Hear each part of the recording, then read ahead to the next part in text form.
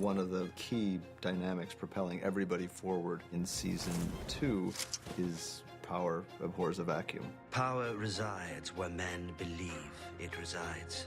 All these different kings are vying for the throne because they see in the wake of Robert Baratheon's death a chance to seize power. Joffrey, Renly, Robb Stark, they'll bend the knee or I'll destroy them. Season 2, it's really building towards a massive battle.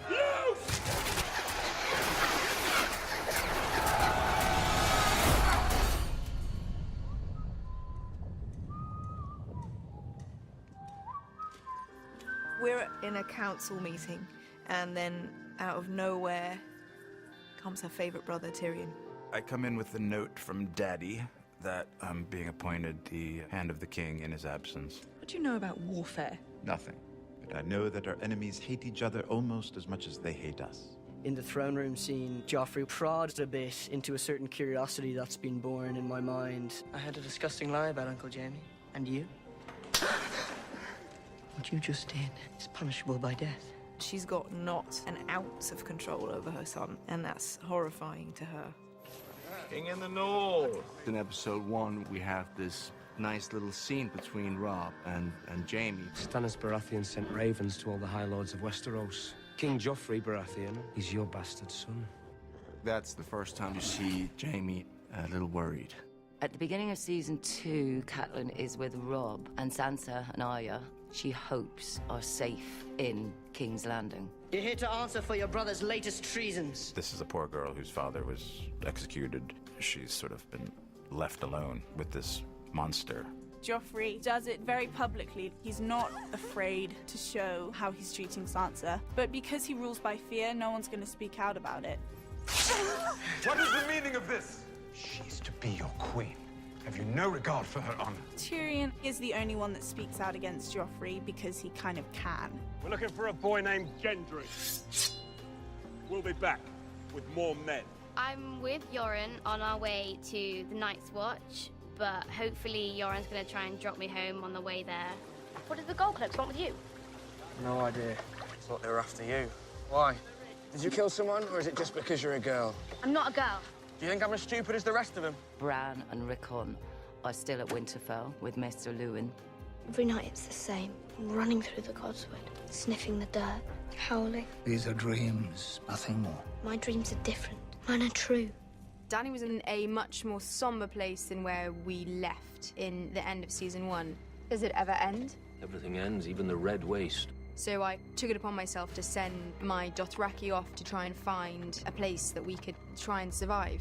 The one Dothraki that did come back came back with tales of a paradise in the middle of the desert that was intrigued by the idea of dragons. I will vouch for her, her people, and her dragons. Welcome to Karth, my lady. Season 2 begins with Jon travelling north of the wall, and he's travelling north with the other members of the Night's Watch, the Lord Commander and his friends Sam and Gren.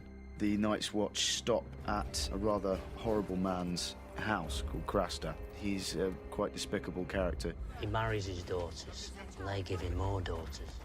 Sam does the one thing he shouldn't do, which is to fall in love with one of Craster's wives, Gilly.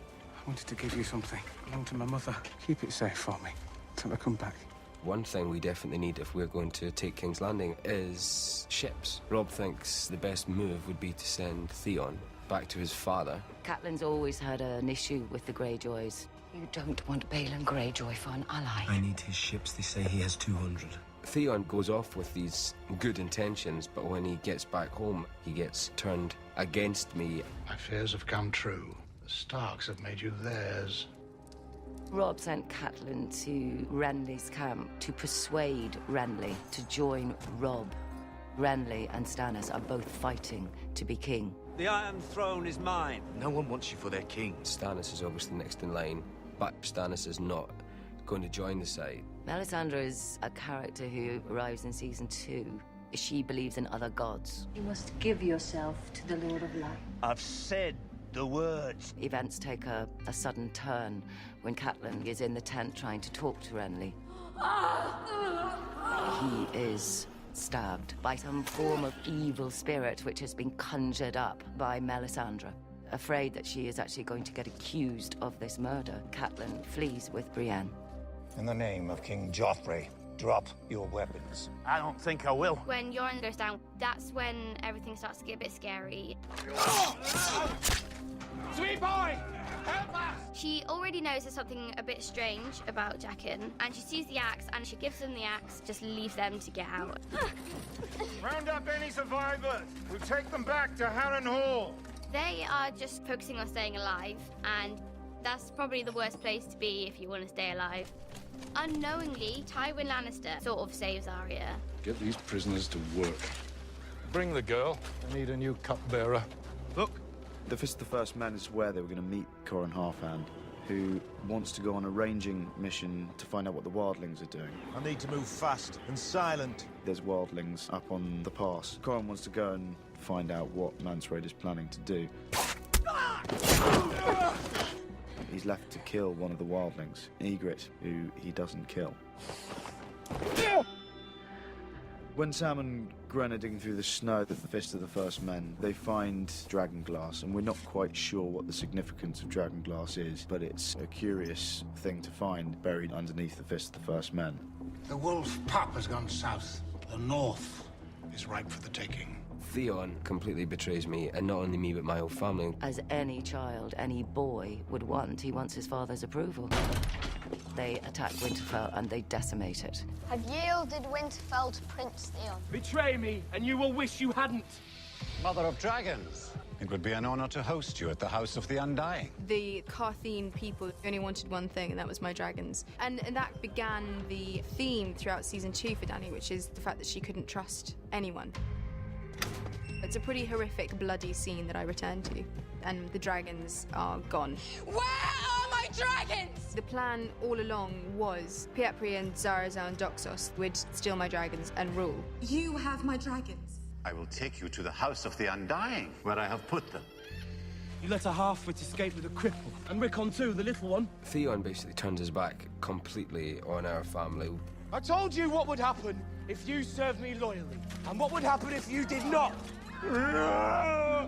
He's really stabbed me in the back completely. Got as far as the farm, then doubled back. Must have been the farmers' boys. Killed them, burned them, and passed them off as little lots.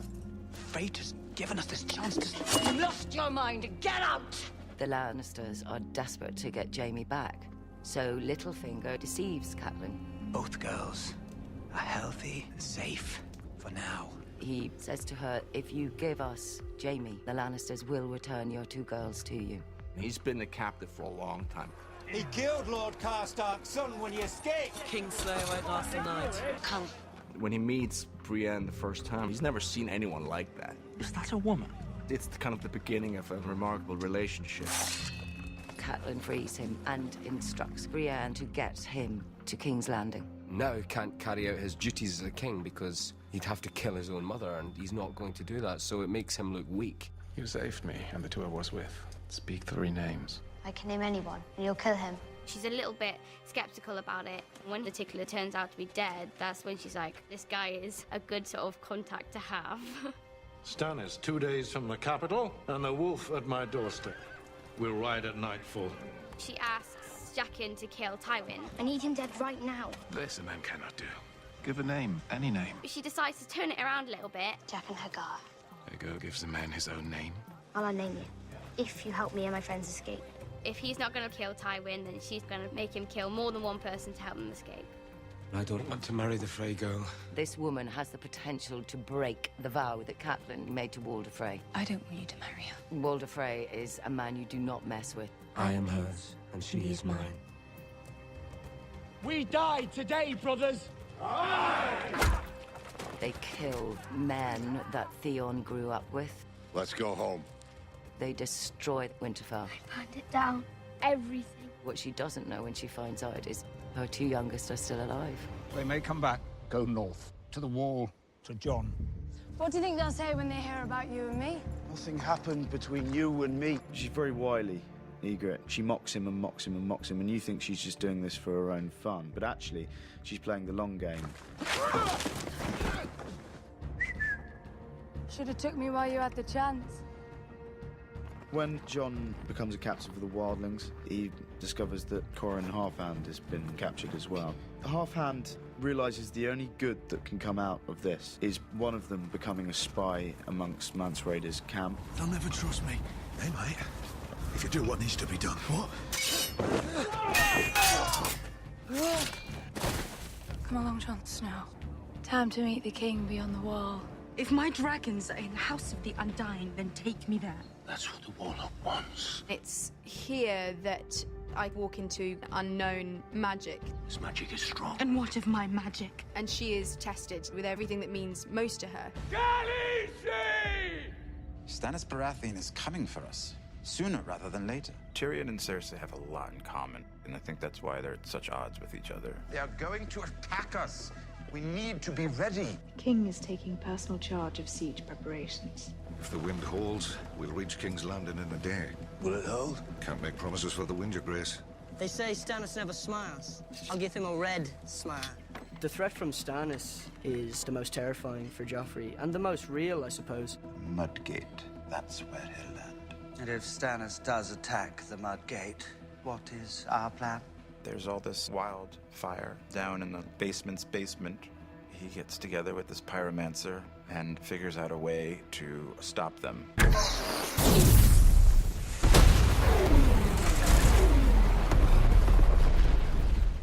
When Joffrey realizes that the whole fleet hasn't been destroyed, you see that he is most certainly a coward.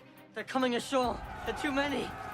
The Hound goes out there and he realizes that we're outnumbered. Half the men that arrive on the shore are burning. That's the one fear of the Hound. He doesn't do fire.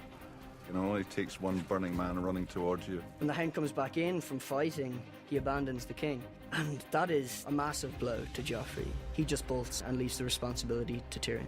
Those are brave men knocking at our door. Let's go kill them. I get pretty banged up. Could have been worse, though. My squire, Podrick, saves me. And then Father comes and saves the day, so he gets all the recognition. The king won't give you any honors that we will not forget. With the great aid the Tyrells gave to the battle, the deal was struck to marry Marjorie to Joffrey. Cersei thinks she's won because she's going to upset Sansa. She couldn't be happier. And then Littlefinger kind of crushes her hopes. If he's not marrying me... He'll let you go home. Joffrey's not the sort of boy who gives away his toys. Welcome home, Daenerys Stormborn. My home is across the sea where my people are waiting. We will be waiting a long time. He thinks that he's got her, but of course, the dragons had learnt how to breathe fire. Dracarys.